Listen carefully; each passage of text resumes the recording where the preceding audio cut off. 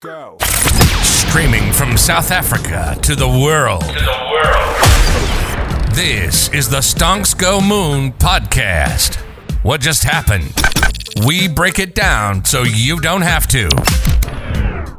Welcome everyone to the Stonks Go Moon podcast. My guest today spent more than 5 decades as an expert in product management, most notably at HP and Apple. He's now the founder of S.P.I.C.E Catalyst. Ladies and gentlemen, David Fradin. Welcome to the pod. Thank you. Glad to be with you. So I'm not going to hold that 49ers t-shirt against you.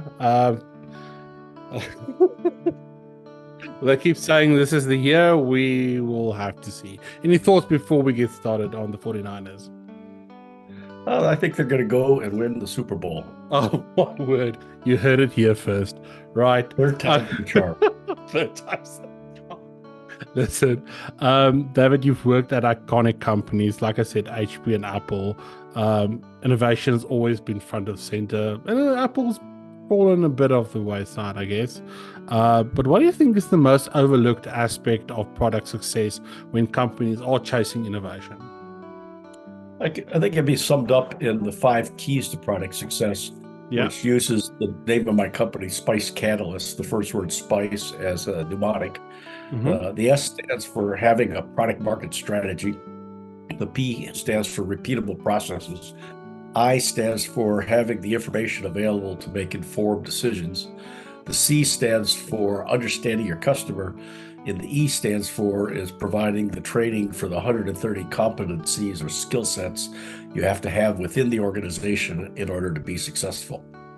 Because of the failure to follow the S.P.I.C.E 5 keys to success, about 35% of all new product developments fail in the marketplace, representing a waste of over $1 trillion each year. Jeez, that's quite scary.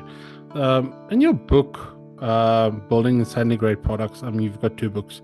You emphasize the importance of customer discovery. How do you balance customer feedback with the vision and goals of a product, especially when the two are in conflict? Well, in the first place, they should not be in conflict. Second, what you got to do in order before you start developing your product as a major component of your product market strategy is understanding what it is that your customer wants to do, why they want to do it, when they want to do it, where they want to do it, how they want to do it, what's standing in their way, how important is it to get that thing done, and how satisfied are they with the current solutions. Using that information, you can come up with 15 unmet needs in order to have a successful product. If you don't have 15 unmet needs, then the window for opportunity for that product is not yet open, and in fact, it may never open. Then as you get feedback from your customers, it will feed into what it is that your customer wants to do and understanding what it is they want to get done. Do you think you'd be shipping a lot more products or shipping and managing a lot more products if you were still active in companies like HP and Apple today with the rise of AI? Yes. Why? Okay, why would you say so? There's plenty of additional opportunities out there for products. And keep in mind that what people do is the same things they've done since prehistoric man. Yes. For example, when prehistoric man or woman wanted to communicate in writing to their next cave, they would draw things and write things on the cave wall. That became messy on their hands. So over the decades, an innovation occurred and they wrapped it with wood and called it a pencil. And then that evolved into the quill ink pen, which later into the ball pen, into typewriters, electric typewriters, word processors that were dedicated to word processing on your PC. And now you can do dictation, and now you can tell AI a few thoughts of yours, and it'll write the piece for you. Yeah, it's crazy times that we live in. I mean, talking about shipping products, you've trained countless of product managers through S.P.I.C.E Catalyst. What's some common mistakes you see product teams make when launching a new product, and sort of how can they avoid it? Yeah, one thing that HP always did is they underhyped their product. So when the customer bought the product, they were more than pleasantly surprised and happy about it.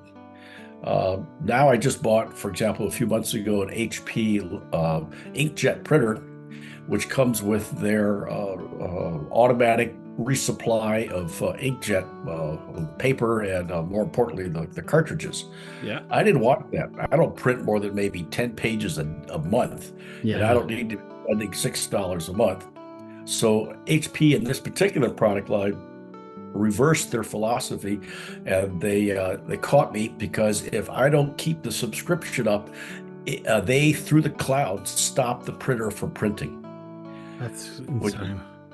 Which is not very user friendly. So, and I've bought HP printers for 30 or 40 years now. I will never buy an HP printer for that reason. Second major failure or common mistake is they announce the product and it's not available to ship. So you build up all this hype in your product introduction, and the customer goes to the store to try to buy it or tries to buy it online, and the product's not there. Yep. So over time, unless they make a note that they want to get that product, they just forget about it, and those sales are lost. Why do you think everything needs to be a subscription these days? Why do you think tech companies feel the need to? Is it revenue? What's that all about? Because usually I buy the thing, it's mine, I can use it in perpetuity, comes with all the features, comes with all the bells and whistles. Now I buy something and I want to do something rudimentary, I have to pay like $10, $20 a month for a subscription. And I think that's sort of rubbing people the wrong way. Well, it is, but it comes from Wall Street. Wall Street has valued company's stock more if they had a subscription, if they had a continuous revenue flow. That's the primary reason for the Amazon Prime membership, is so they can tell Wall Street that they've got a couple 100 million customers paying over $100 a month, and that's an assured source of revenue. Apple's stock was down for the longest time until Wall Street began to notice that their iCloud and other services business is rapidly growing and producing more profits than their hardware business. And when Wall Street began to recognize that the Apple business model is rapidly shifting towards services and subscriptions, then their stock price went right up. Yeah. Google has been highly priced on the market because it is primarily a service-based subscription plan. Microsoft, that used to sell their shrink-wrapped Microsoft Office, now you subscribe to it and pay money for it, whether you need the enhancements or not, every year if you want to maintain whatever it is they're offering. Yeah, interesting. So you've worked with, like I said, massive teams, and you've managed product generating over $250 million in revenue.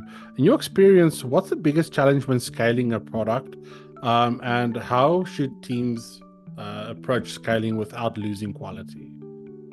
I think the primary thing is to build your sales force out and your support teams so that as sales increase, your support team is able to support the product. Otherwise, you're going to end up with a customer that's unhappy, and that will create a drag on the scaling problem. That's interesting, because now tech companies are saying that they are reducing the headcount and replacing people with AI. So it's the opposite of what you're saying. Is that what they are doing? Well, they're doing that in order to increase their profits, their revenues, and their stock price. But they're going to end up with highly dissatisfied customers. Yeah, because I mean, we can chase the stock price as high as it can go, but ultimately there comes a breaking point when you realize, or when everyone realizes, hey, we don't have customers anymore. So whatever we are doing to appease the Wall Street bankers, cool, but there's no, I mean, I see large scale dissatisfaction with the new iPhone 16. People are unhappy. People are going, where's the innovation? Cool, we've got all this other stuff going on, but if there's no customer growth, then ultimately, yeah, like I said, there's going to be a breaking point. Well, that tension between Wall Street in the early 1980s, shifting from looking at annual results Yeah. to quarterly results, something that the guy I used to do PR for, David Packard, the founder of HP, when he was the chairman of the board of HP, and I was in the corporate PR department at HP. He wrote a book about it. I think it was a book, or at least a lengthy article, that as a company, you also have a social responsibility. You also have a loyalty to your customer, make sure that your customer is satisfied. But when companies started chasing the almighty stock price, because the senior members of management have low cost stock options and they make more money if they can jack the stock price up, that's going to result in long-term customer dissatisfaction. Give you an example of that is Meta products, Facebook, for example, Instagram. If you have a problem, you can't find anybody there to talk to. My daughter's Instagram account was hacked by some Russians, and she couldn't talk to anybody there about how to get her account back. And finally, I suggested she send a FedEx letter to Mark Zuckerberg, which she did, and still got no response. It's like 5 years later, and we're still waiting to hear from them. Whereas if you buy an Apple product and you have a question, you can chat with a human being or get a phone call from Apple, not have to make a phone call to Apple. And there are other instances like that. If you have a problem with Amazon, you can actually get somebody on the phone. So I think in the area of AI, it will help out in the automated response bot. But I'm not stupid, so most of the questions it can answer, I already know the answer to. Yes. But when I have a question and I want to talk to a human being, it's nearly impossible and very difficult. It takes me about 15 minutes to get to a human being to talk about the situation that I have. Yeah, because all the products have all these automated responses. All right, last question before I let you leave. You talked about AI and automation. So we've seen the rise of no-code platforms, right? How do you see the role of product managers evolving in this next decade in this no-code, everything, anyone sort of can do it? What skills do you think would be essential for someone that wants to venture into this field? Well, you should learn about what AI can do and its limitations. Take a look at the data sets used to train the AI. For example, Facebook is going to use the posts that people make on Facebook as part of their trained data, which is really scary because estimates are about 50% of all the users on Facebook are fake. So if you've got your AI trained upon 50% of your data is fake, then obviously if your cat goes missing, somebody's eating it rather than taking a look around and finding your cat in your basement. They're eating the cats, eating the cats and the dogs. That's where that came from. The lady was missing her cat. She thought the Haitians next door were eating him. And then the next day she found the cat in the basement. And by that time, former President Trump and the vice presidential candidate were blaming the immigrants, the Haitians, for our cats disappearing. We are truly living in crazy times. Yeah, they should blame the basement. So thank you so much for joining me today. It was awesome learning about sort of the history of product management and sort of where we're going. If the listeners want to go and continue delving into it and connect with you and find out more about what it is that you do, where can they do that? They can go to my website, SPICEcatalyst.com. They can connect with me on LinkedIn. Just look up my name on LinkedIn. You can find my books on successful product management, building and selling great products on Amazon worldwide. Just search for my name as an author.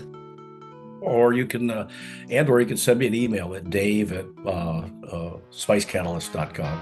And we'll put all the links in the comments. Thank you so much for joining me today. And to our listeners, peace, love, and prosperity. Catch you in the next one.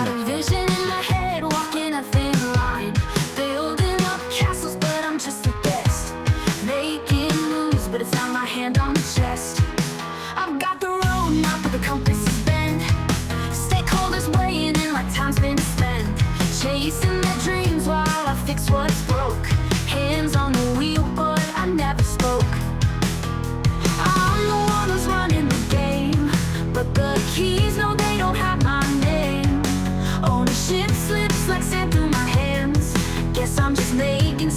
else's plans. Not my keys, not my crown. Building empires, but they tear me down. I can't call it mine, just another scheme. Running the show, but someone else's dream. Not my keys, but I'll drive all night till the vision's clear and the end's in sight. Not my kingdom, but I'll make it gold. Product life's a story yet to be told. I patch up the leaks while they steer the boat. Every milestone hit, but they get the note. Ideas fly high, but approval so low. In a race to innovate, but I know where to go. Features on the list, but the budget's tight. Shipping tomorrow, yeah, it's gotta be right. Balancing the needs with the grand design. I'm just the pilot, but it's not my sign.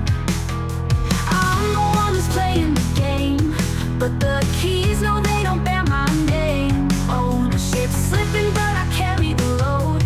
Driving this car on someone else's road. Not my keys, not my crown. Building empires, but they tear me down. I can't call it mine, just another scheme. Running the show, but it's someone else's dream. Not my keys, but I'll drive all night till the vision's clear and the end's in sight. Not my kingdom, but I'll make it gold. Product life's a story yet to be told.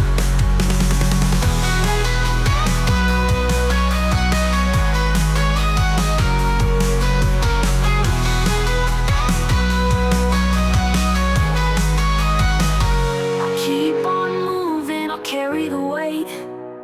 Even if it's not my fate, I'll leave my mark on every line. Though the throne may never be mine. Not my keys, not my